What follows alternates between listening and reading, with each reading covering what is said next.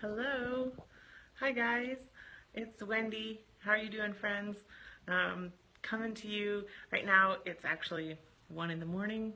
Don't tell anybody else that. I'm still up because we are on vacation. We've been on vacation this whole week, and tomorrow I fly to a 2-day intensive in Michigan. So we've enjoyed every bit of this week together as a family. It's our first vacation that we've gone on with just the four of us.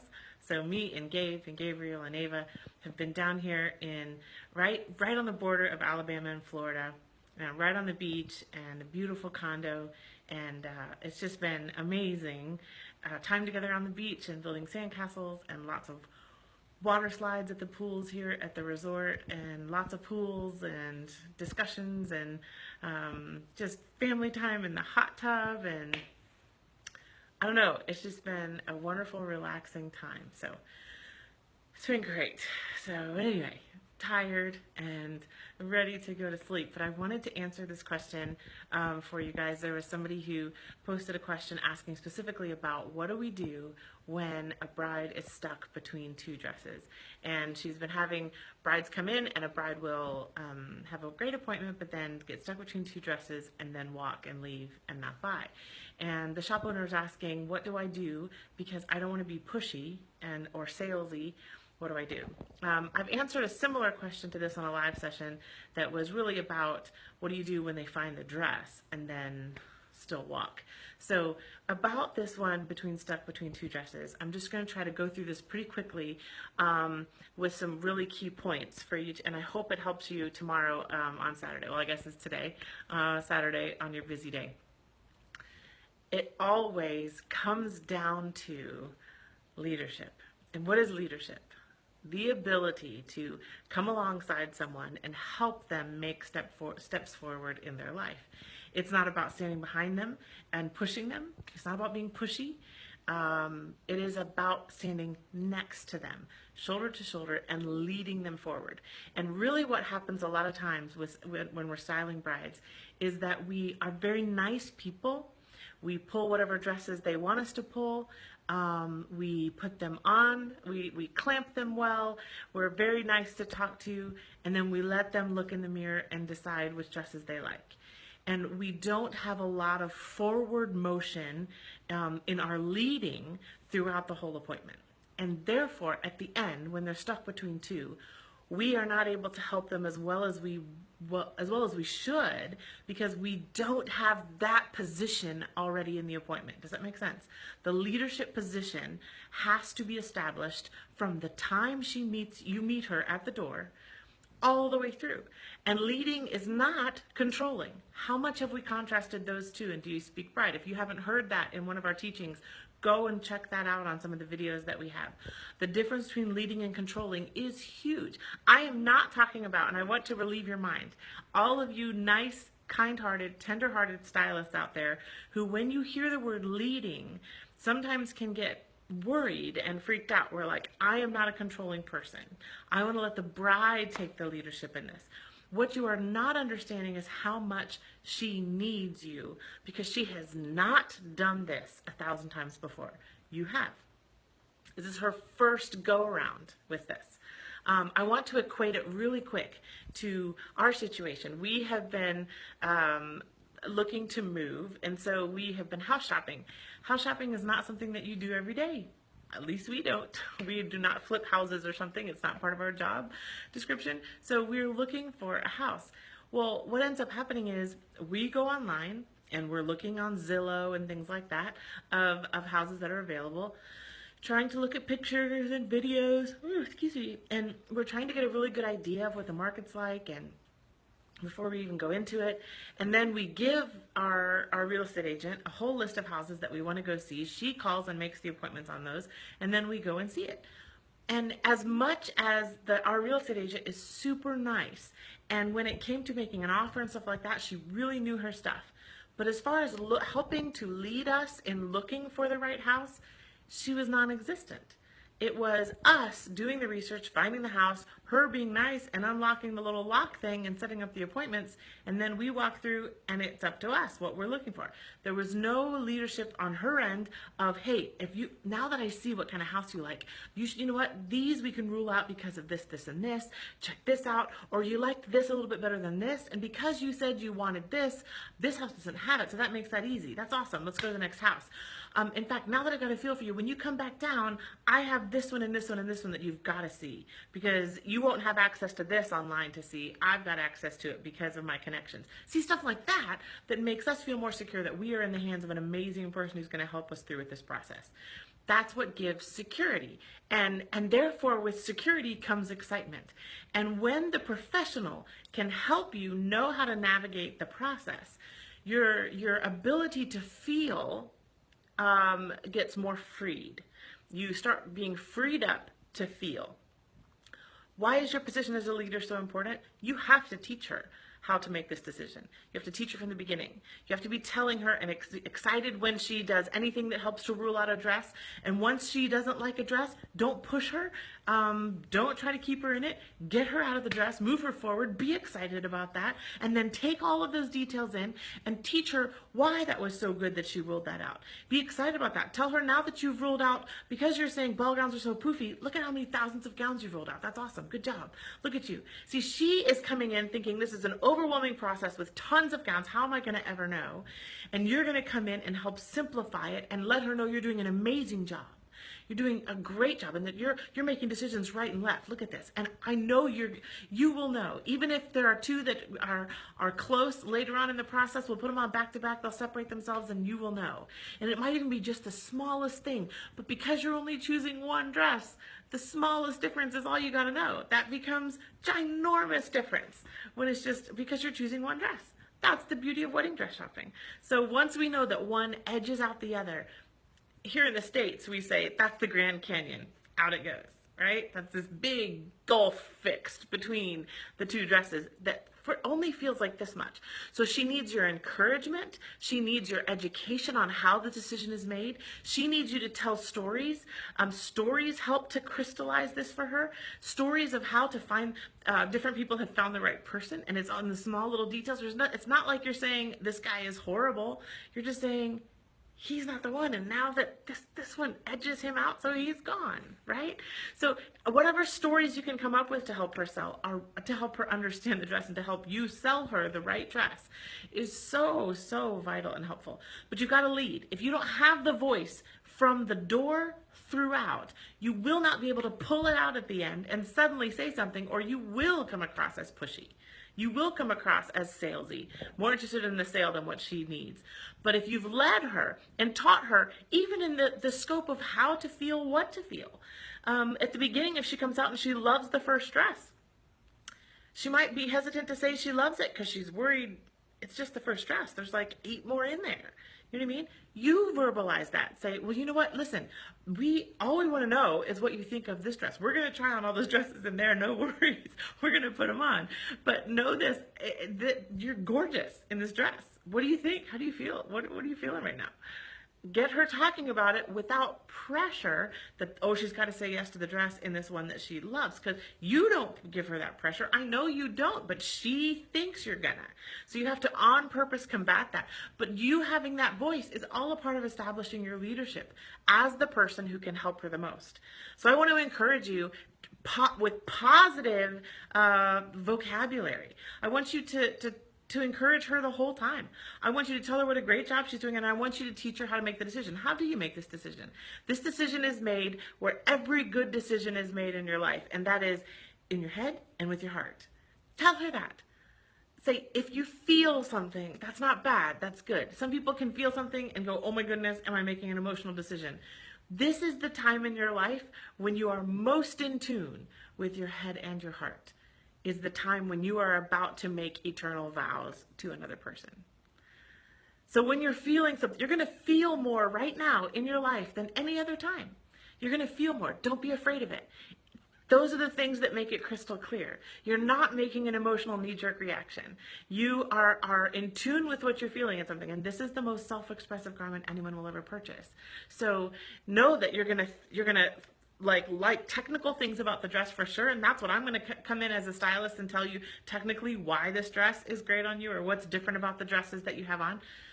But what you're feeling is what I want you to be in tune with as well. And when those two things meet and mesh, that's where the best decisions are made. So talk to me. What do you think about this cut? What do you think about this particular lace? Because it's very strong, this lace. Do you see what I'm doing? I'm educating her, then I'm ending it with a question so that she can share more with me, and anything she shares with me, I'm going to take, absorb, and reward. You need to reward her for anything she shares with you.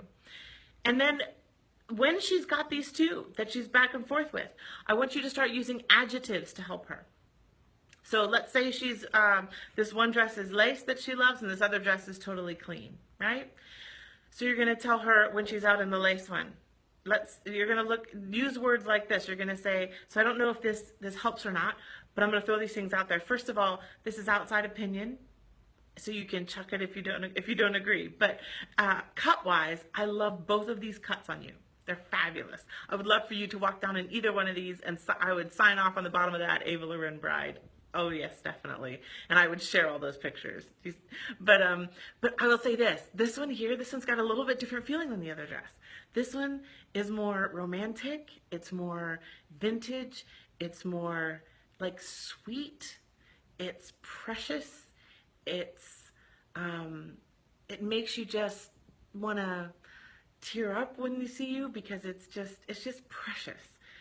This dress over here, this other dress, it's, oh my goodness, I know who I am.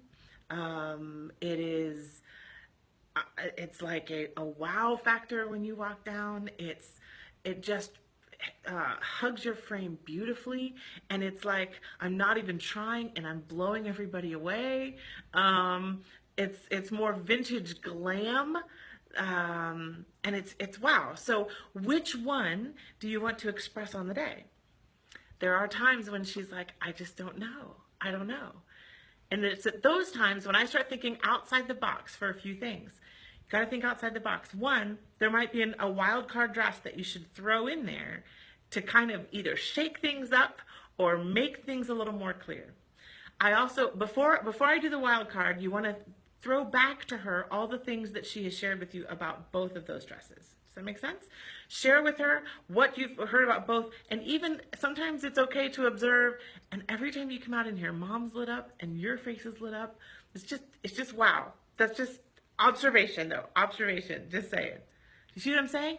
I preface so that I have more of a voice. When I preface, it frees me to educate her more, to excite her more, to throw adjectives out there, to say something that even if it's not the exact right thing, I've prefaced it. So she's protected to either take what I say or not take what I say. And I'm protected to be able to say more without the fear that I'm going to be pressuring her. Does that make sense? Preface, preface, preface. Describe, listen, say it back to her, reward her for sharing, encourage her in what she's doing, and be doggedly determined that you're not giving up on this, that you want her to be lit up and you love this. Show that you're loving this. You see what I mean? Why does she need that? She needs that because she is stressed right then. She's in love with two dresses and she doesn't know, but I need you to know this. Remember this always. It may not be that she loves, loves, loves two dresses. It may just be that she was not expecting to look good in anything, and then you've got her looking really great in two. When she's not expecting to look good in anything, or if she's at least afraid that she's not going to look good in anything or like anything, then she looks good in two and she's like, oh great, I'm in a conundrum. How do I choose between the two? You break it down and help her with those descriptive words, with telling her how this decision is made, with telling her that just a little bit of difference is all the world actually, because one just needs to be a little bit better than the other. A lot of times she has trouble choosing between them because she's looking for something drastic. She's looking for, okay, this is ugly, but this one's pretty. Make sense? And if you break it down to where it's actually just the tiniest bit of difference sometimes. And how amazing is that your second place was awesome. Awesome on you. And congratulations, girl. You look good in gowns. Walk out of here and be like, hello, yes, my name is Emma and I look amazing in gowns. That's a happy day. So this is fabulous and fun. Do you see what I'm saying? It's all positive, you guys. It's positive. It is encouraging. It's relaxed. It helps her to keep enjoying what she's doing and laughing and smiling and not letting the fact that she looks good in two start to stress her out. The majority of girls who I talk to, when I watch a stylist, if the girl is stuck between two, it's because the stylist hasn't fully led throughout the process. Now, that's not every time. There are a few that will literally get stuck between two and get so overwhelmed. But I think a good 90% of them, actually, it doesn't happen this way because we lead them through the process. We lead them, we empower them, we excite them. All those E words on the video training, if you've got the video training, you need to go back and review the E words because it's everything. Exhibiting, educating, empowering, exciting. There's tons of them. Go through that list because it's a good review and it's something you need to do on purpose throughout, right? All right, so then the wild card thing. It can be another dress that I'm like, you know what? Just for kicks, I'm just gonna put this one on. It might be awesome, it might not. Let me just throw it on, see what you think. And we'll take it off so quick. But I jerk her out of it, right? I jerk her out of this whole, I'm stuck between two, oh no, what do I do? I'm not gonna let her stay there for very long without helping her. If all of the things I'm doing with educating and describing and all those types of things are not helping, throw the wild card in there. And watch what she responds to. Sometimes it's like, oh my goodness, this is the best of both. But it's an on-purpose wild card. It's not just any old dress. It is based on what I've heard her say about these two. I keep racking my brain. Is there a dress that might be a combo of these two, right?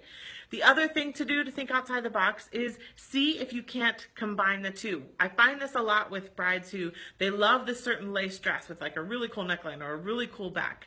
But they also like this ball gown over here. So they've got this one fitted dress and then they've got a ball gown and they're not sure what to do. We have this awesome set of two-piece dresses, basically. And there are two skirts in our two-piece collection that we sell over and over on top of other dresses. So think outside the box with how to add a skirt to the straight cut dress to give her the ball gown feel, and then for the reception, pow, off it goes, right? And there she goes. You've seen that done lots. What all that is thinking outside the box to accessorize it, to make it what she is saying to you. And you're showing that you're listening to her, that you're validating what she's wanting, and you're working to try to make it accomplished. And then all of that work sometimes just makes her crystallize that she really likes the other dress. But what it does is it keeps the thing moving forward.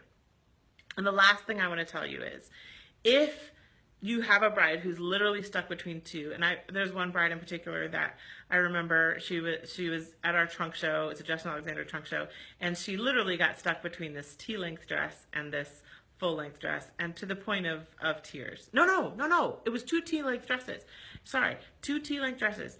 And she tried them both on over and over and over and over. We actually had the designer at the shop for this trunk show. And she just was in tears because she could not decide. And the one dress was going to leave with the trunk show. So I told her, you know what? I'm going to get this dress on loan.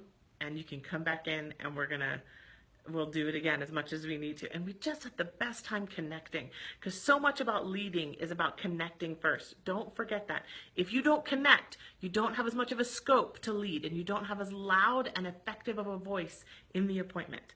So you've got to connect all the way through, educate all the way through, build value in the gowns all the way through, rule out all the way through. Eliminate. Get those off. Get the next dress on. Because a lot of it is about momentum. She can't feel right. She can't effectively feel what she needs to feel when she's tired and worn out. Does that make sense?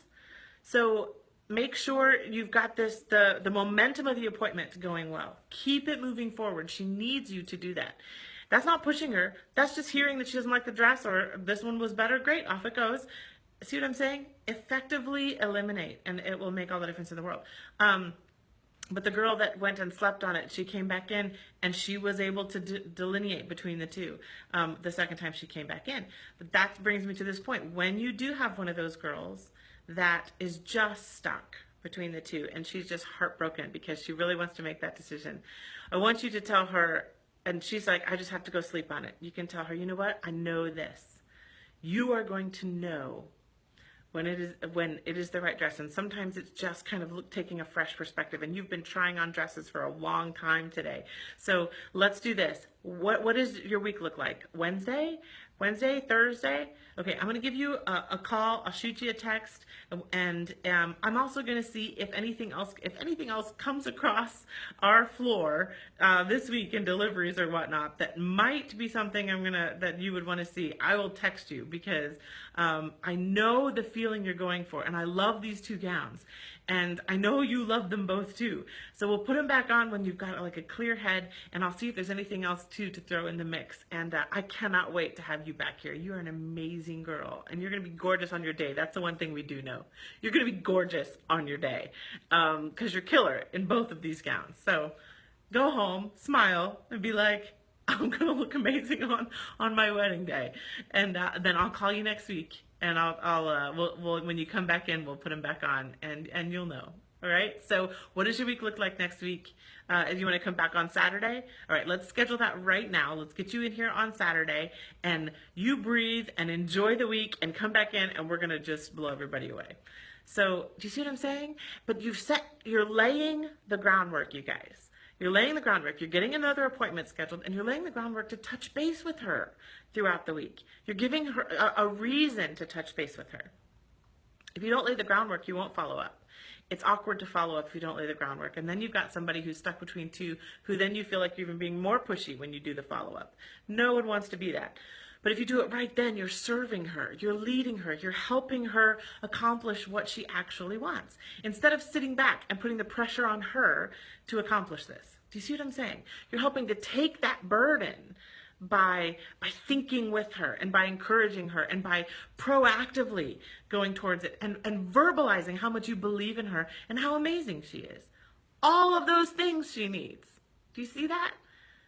And I have to say here, as a little caveat, every person in this world that is having to make a difficult decision needs all of those things from us.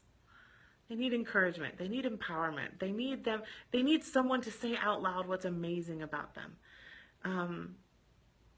And they need someone to believe in them. That's you. You believe in her, and tell her you believe in her. See her beauty, see her value, and say it to her. That empowers someone to feel what they need to feel when they're making this garment choice. Simplify by educating her. That's how you empower her. Educate her on how this decision is made, that she's doing a great job, and that this is and that it's the most self-expressive garment anyone will ever purchase. That's what I mean when I say educate her on how to make this decision. Help empower her. So we're going to lead, we're going to encourage, we're going to eliminate, we're going to educate on how to make this decision.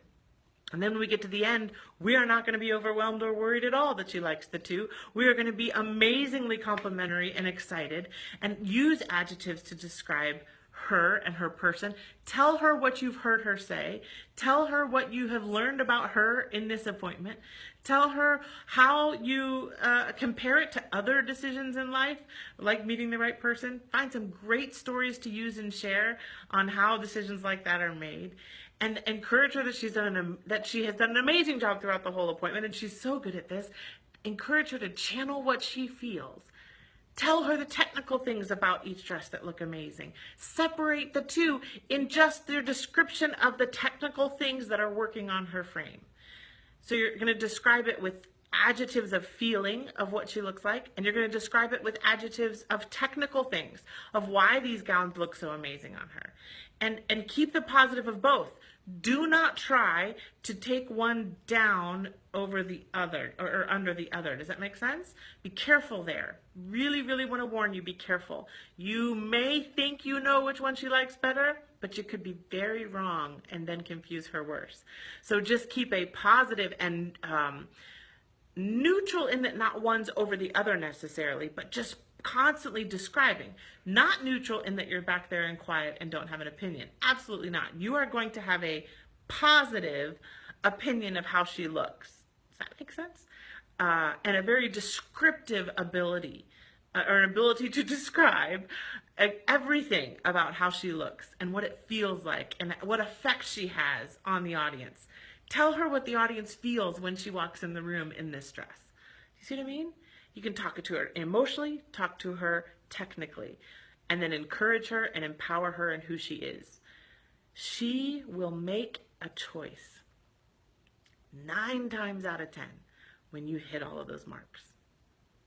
And you can hug her neck and tell her, wow, that's amazing, and you totally agree. As soon as she gives you something positive of one over the other, you gotta support it, agree. Do not then play the devil's advocate and say, well, but the other lace you really like too. Oh my goodness, I've seen stylists do that, and I just want to be like, what are you doing?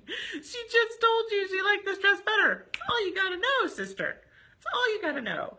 Just be like, awesome, there it is, look at you, good job, high five her, and get the other dress out of sight. Right? She made a forward progress. Don't hold her back. Don't bring her back. No. Keep her moving forward and keep her excited. So, and then if she's absolutely stuck, what do you have to do?